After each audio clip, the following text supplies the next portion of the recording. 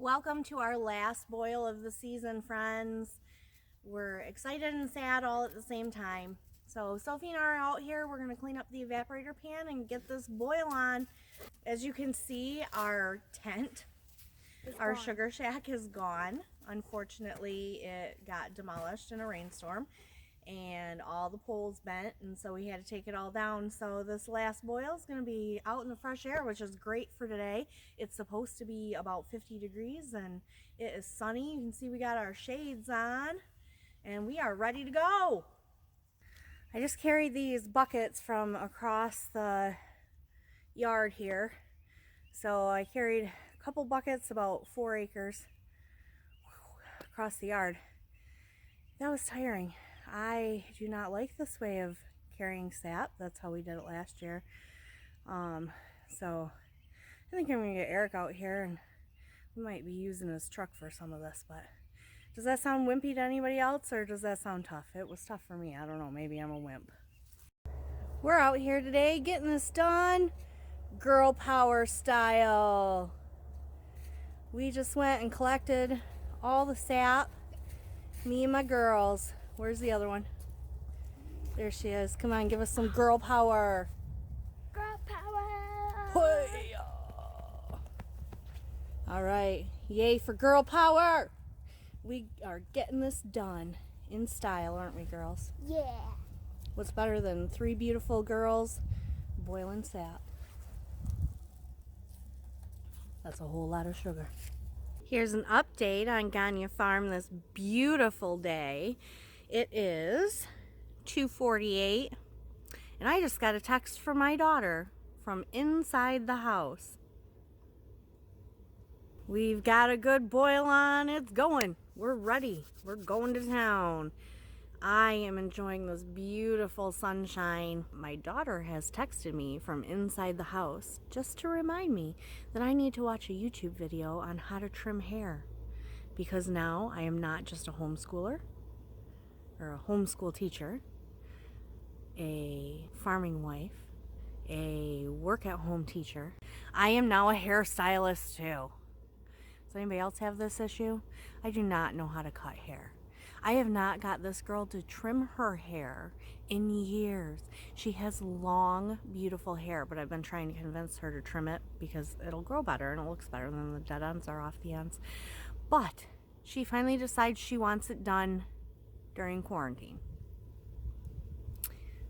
Yeah, we'll see how this goes. I'll keep you updated.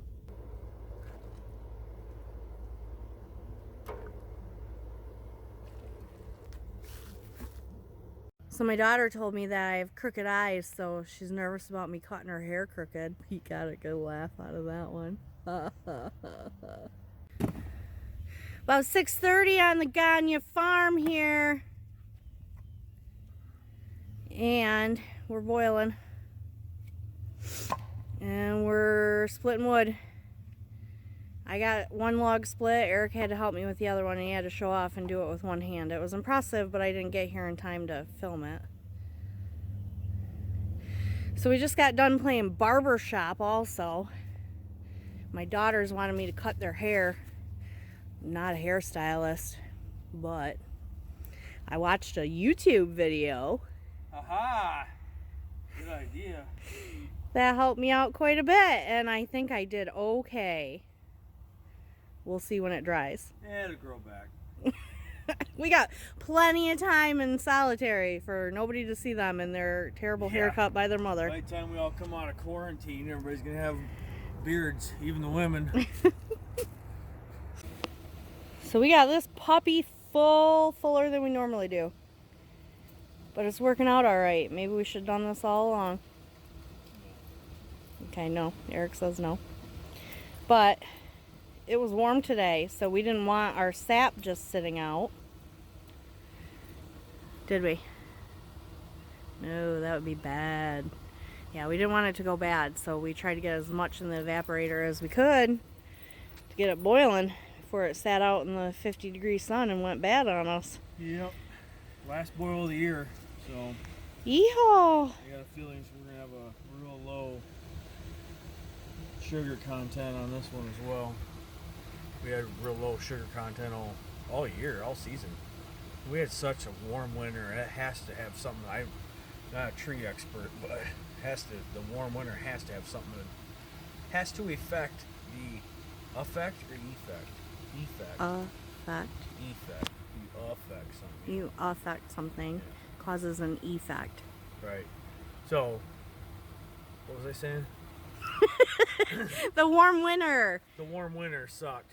Yeah, we get what we get. And we don't throw a We fit. don't throw a fit. Learned that in kindergarten.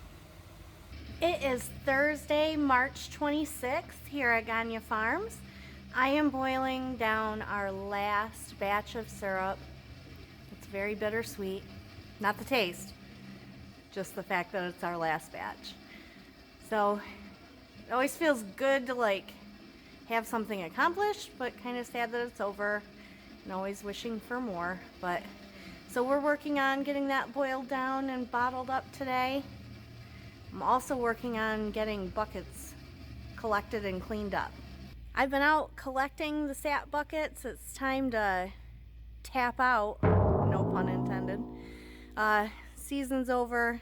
It's time to get things cleaned up. So I've collected 31 buckets so far that need to be washed. That means that there's still 30 more out there. So halfway there, and then we got to get them cleaned. Good evening, YouTube.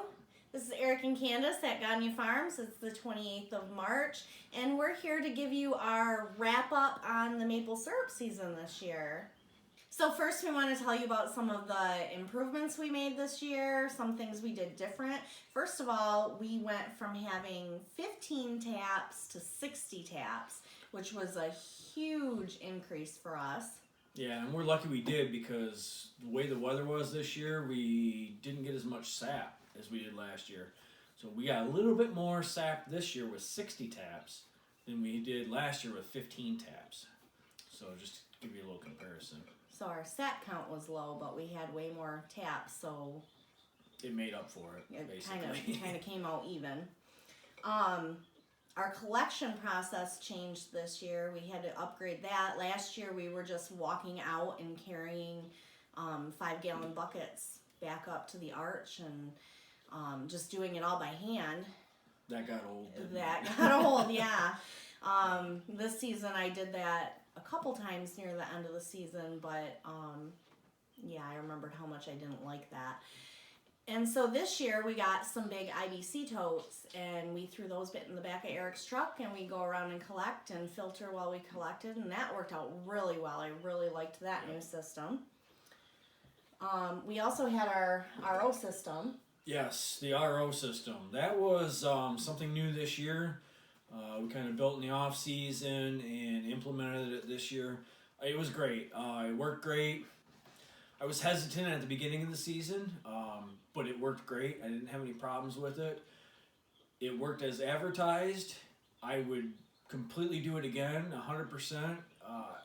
I would suggest to any of you guys that are doing any volume of sap to invest in a RO system. It saved me days worth of time. We were a little nervous this season, so we checked the sugar content of the concentrate also several times, just because we were like, wow, this can't be working this well. We got a little nervous. And then we even, at the end of the season here, boiled some of it down just to make sure. And sure enough, for whatever reason, I had a whole bunch of permeate there, the water that you pull out of the sap, and I measured it with our sugar content hydrometer, which is something else we improved upon this year. There was, on the hydrometer, it showed 0% sugar content.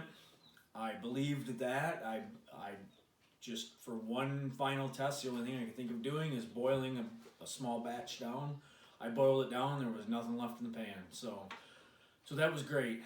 Like I just touched on, a few other things that we improved upon this year was we got more finishing hydrometers, our sap, our sugar content hydrometer for our sap, our RO system, all of our totes. We got 45 more buckets and taps and spiles, and so there was we went from a small operation to a much larger operation real quick.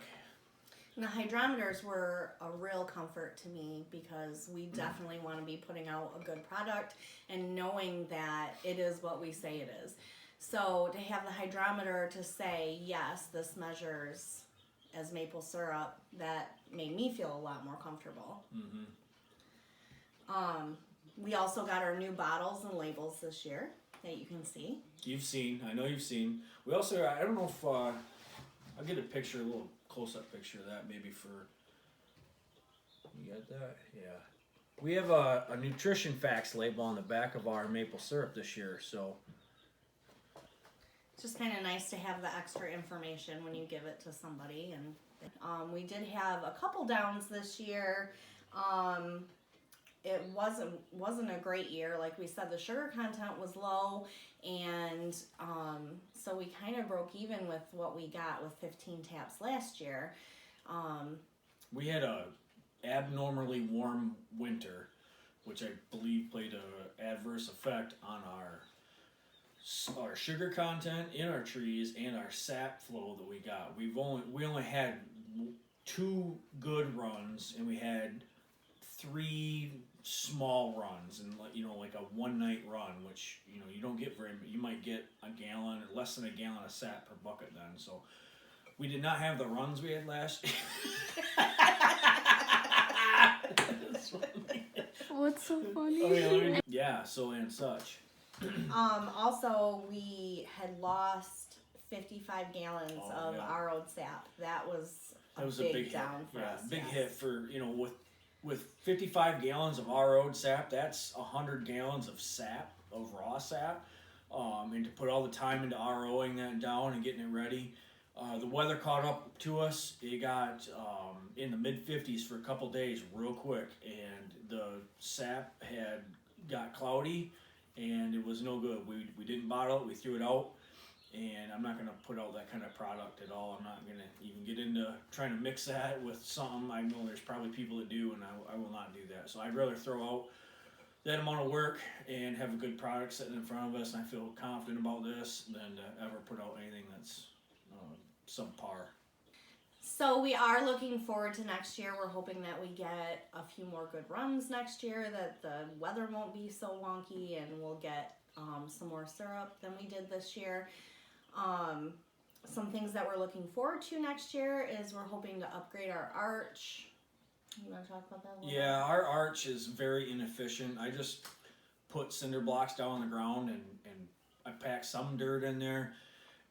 There was lots of cracks, and it just loses so much heat. So we really didn't go through that much wood this year. I only went through about a cord and a half of wood, probably closer to a cord and a half, which is really good for as much as we boiled, but it could still be a lot better. So I think next year I want to try and cementing the cinder blocks down a little bit, closing off the air holes, and I need to do it in the summer where I can get a good sand base down, tamp that in, and almost set a foundation to it. 'Cause otherwise, back here with the ground freezing and thawing, it'll just crack right away. So I need to do that in the summer, which is what I intend to do.